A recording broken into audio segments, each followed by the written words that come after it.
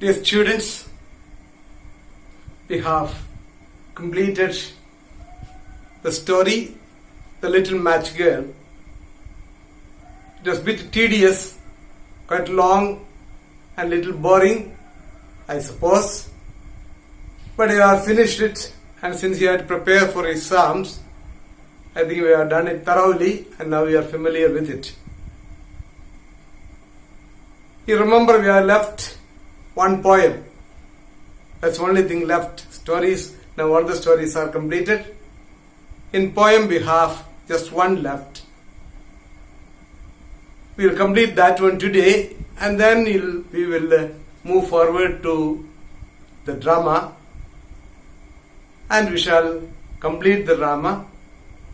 Then we have to do the revision. 9 gold medals by David Roth.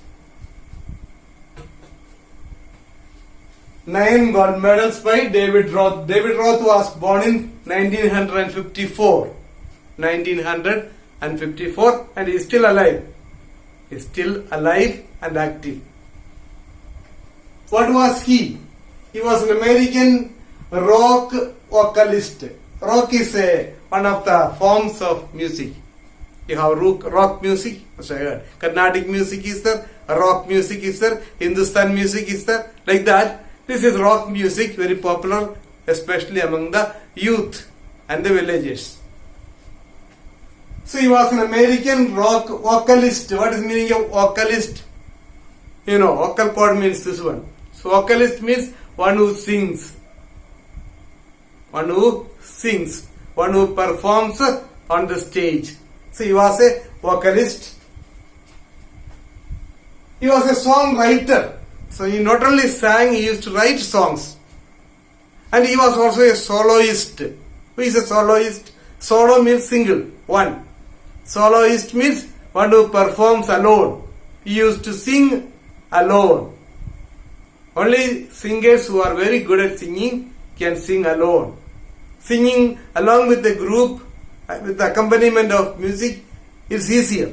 But to sing alone, you have to be really a good singer. So he was a soloist. He was also an actor, stage performance.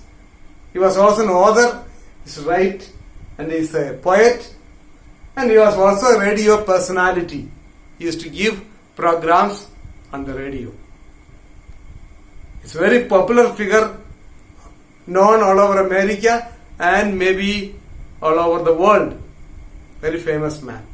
So we are lucky that we have a lesson, a poem written by and sung by him. So what is the background of this 9 gold medals? So it is based on a track and field event that took place in 1976. 1976 track and field event at Spokane, Washington. Track and field event at Spokane, Washington. This was a real event. 1976 track and field event was a real one, and this particular event or incident happened there. Based on that, this poem was written. Based on the version sung by the Scottish singer Elaine McIntosh in 1996. So, many people have sung this song in different forms. So, of the songs, the version sung by the Scottish singer Elaine McIntosh in 1996, based on that only this poem has come up. So it's about an Olympic event, the Special Olympics. We have already done one story on Olympics. What was it? My Greatest Olympic Prize by Jesse Owens. So now we have one more Olympic game, that is Special Olympics. What is meaning of Special Olympics? Special Olympics is Olympics conducted for differently abled persons. You have the normal Olympics. Now it's being conducted once in 4 years. This year, supposed to be Olympics this year, but because of Corona, it has been postponed. So, there is something called Special Olympics that is for the differently abled people. Who are these differently abled persons? People who are, may just say, the normal term we call it handicapped. Physically handicapped people are there, mentally handicapped people are there. There are different kinds of handicaps. So, physically handicapped people are there. We don't call them handicapped, but we call them differently abled because God has blessed them with different talents. They have certain abilities which we do not have. Those of us who are blessed with every part of the body and we are able to use all of them properly, we may not have certain special talents which these people have. So, in order not to condemn them or in order not to find fault with them, now we call them differently abled people. Some of them have real difficulties, physical difficulties, but they practice, work hard, and they participate in the Olympic game. I still remember once I watched an Olympic event wherein the player, he does not have both the hands. One hand he has, there's no palm, he has got only this hands up to here, both the hands have been cut off. So, he is a table tennis player. So how does he play? He takes the ball with the help of this, just like this he takes and tosses it, and he plays with the bat he holds in the mouth. The table tennis bat he holds in his mouth. So he just bites the bat and keeps it, and with that bat he plays like that. Wonderful, beautiful game. And he played with a person who is quite normal. His both hands are okay. He was quite mobile. He was able to move around and to play. And this man, having his this bat in the mouth, he won the match. Quite inspiring. So that is Special Olympics. So based on this, we have this poem. And what is the main theme of the poem? Competition is not the thing. Competition, no competition, but cooperation and collaboration. What we need today is not competition, but cooperation and collaboration. Cooperation and collaboration is working together. Our ability to understand the other, ability to feel for the other, and working together. Now we have the border tension between China and India, with Pakistan and India. So a lot of tensions going on. So what is needed is not competition. We need to have cooperation and collaboration. If you cooperate and collaborate, there will be peace everywhere. Otherwise, competition, cutthroat competitions will lead to lot of destruction. That's the main theme. And also, the author wants to promote these things. True sportsman spirit. True sportsmanship. What is true sportsman spirit? The players are able to feel for one another. Winning is not the thing. Participating is important. I participate, I give my best. But at the same time, I am concerned about others too. So that is, I don't go against any of the rules and regulations. I shall obey all the rules and regulations. At the same time, I care for the other. Show of empathy. Show of empathy.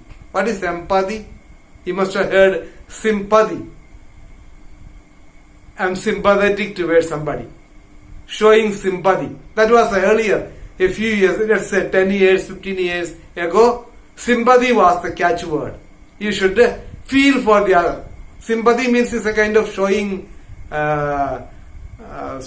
kindness, being charitable to others. That was sympathy. Empathy is different. Empathy is a much higher level. I am able to feel with the person. For example, suppose there is a person who is blind.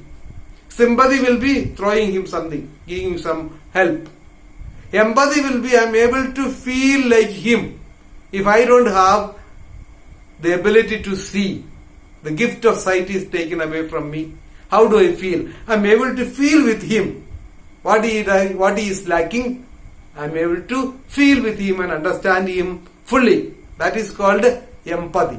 So we need to have empathy. You should be empathetic. Then compassion. Compassion for others, especially those who are in difficulties, those who are in trouble. When people are faced with a lot of natural and other difficulties, you must be able to support them. For example, now many are affected by corona. So you must be able to reach out to them and help them. That's compassion. People are in difficulty. In your own way, somebody trying to cross the road, old people or somebody who is not an able person, must be able to help them. Or there is somebody, an elderly person next to your door, needs some help, you must be able to reach out to them. Different ways you can help. Also you can help your own parents. That's also where you are showing sympathy and compassion. So these are the main themes. Now you will go to the poem.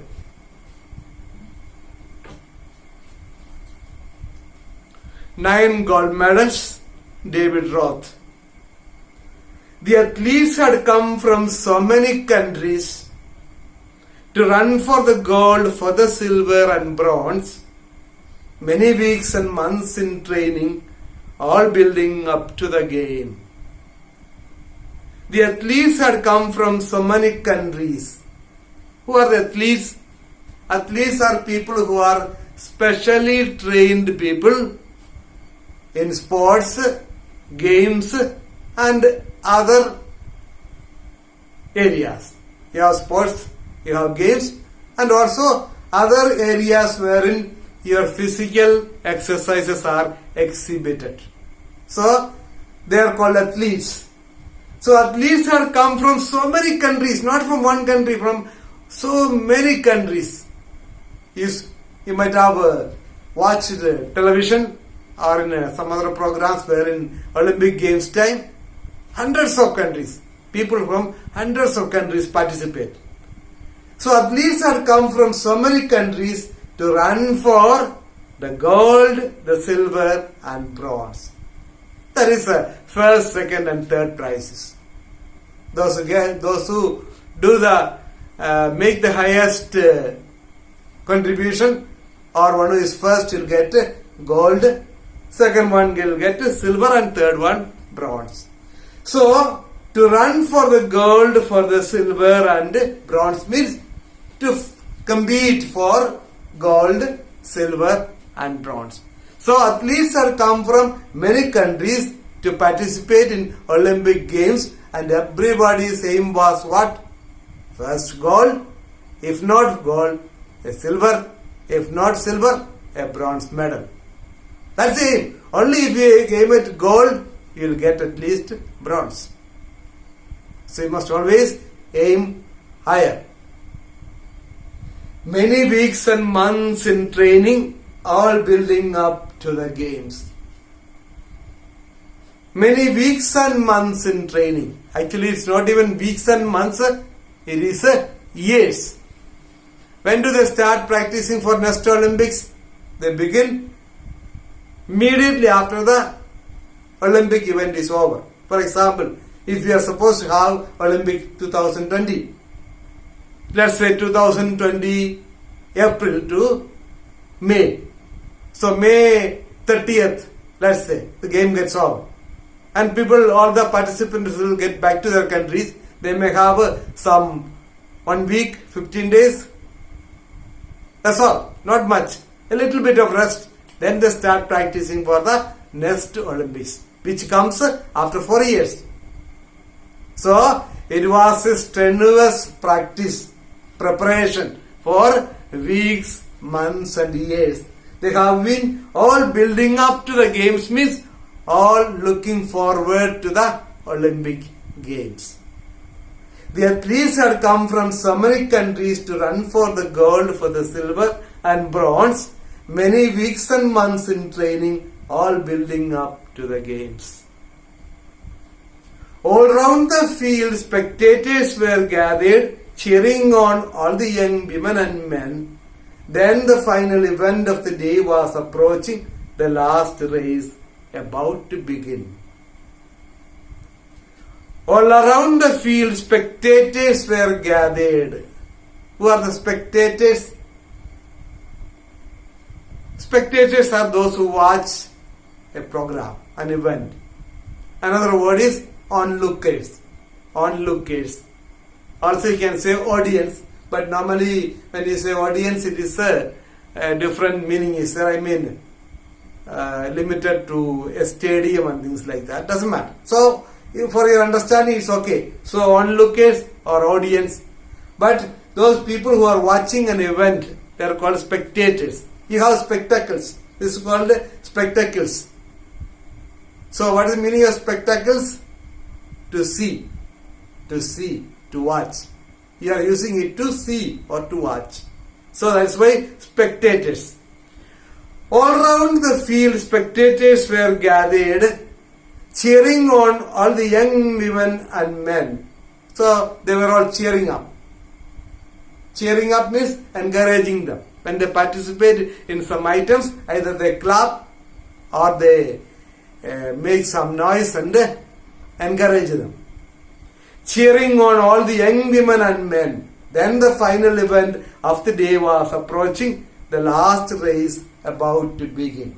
So final item of the day, that day was a running race. Normally they keep the running race the last event.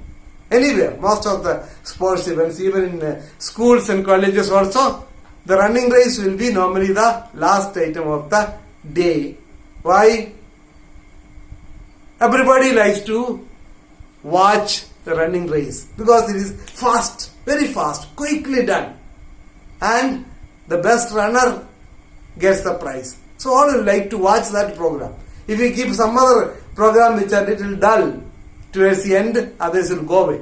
The audience will go away early. So they keep always the running event at the end. So this running race was the last of the item of that day.